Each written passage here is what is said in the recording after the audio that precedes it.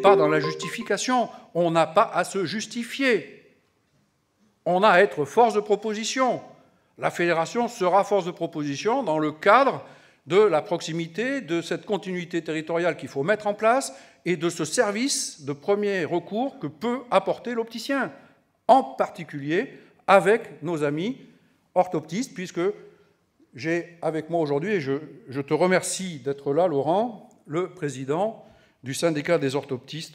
Mais ce projet, pour qu'il aille au fond, pour qu'il puisse apporter les éléments de réflexion qui seront nécessairement après repris dans une loi, puisque M. Véran, à l'Assemblée nationale, M. Fauconnier, au Sénat, nous ont assuré que, dans un délai très court, il y aurait une loi concernant, une loi de santé publique, concernant les délégations et concernant en particulier l'exercice de l'optique.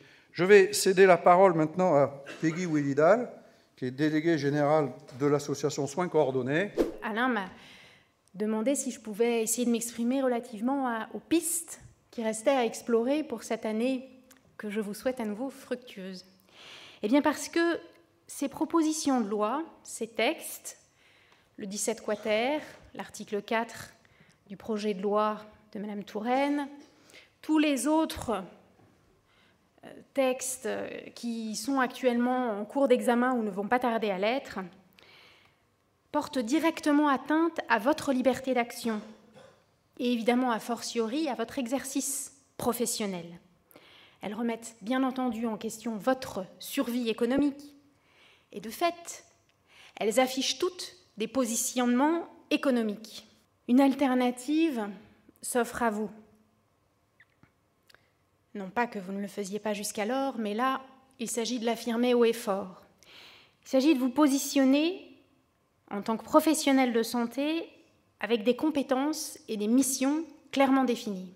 L'opticien est un acteur de santé garant de la qualité et de la sécurité des patients.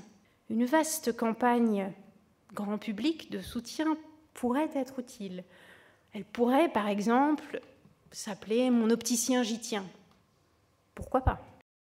Il s'agit pour commencer de saisir votre député ou votre sénateur-maire. Je sais que cela peut vous sembler du réchauffé. Pour autant, souvenez-vous que les élus qui obtiennent les résultats les plus sensibles aux élections sont ceux qui ont fait le plus de porte-à-porte. Loin des réseaux sociaux, loin d'Internet, il s'agit de porte-à-porte, c'est-à-dire d'échanges, de contacts, d'explications.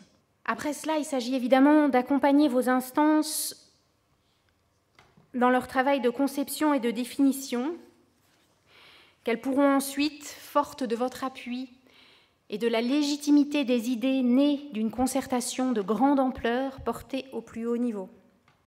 Pour rentrer dans cette logique et développer ensemble des actions qui pourront être reprises, personnalisées, réseau par réseau, parce que j'ai bien compris que la division syndicale n'existait pas, puisqu'il n'y a qu'un syndicat d'opticiens.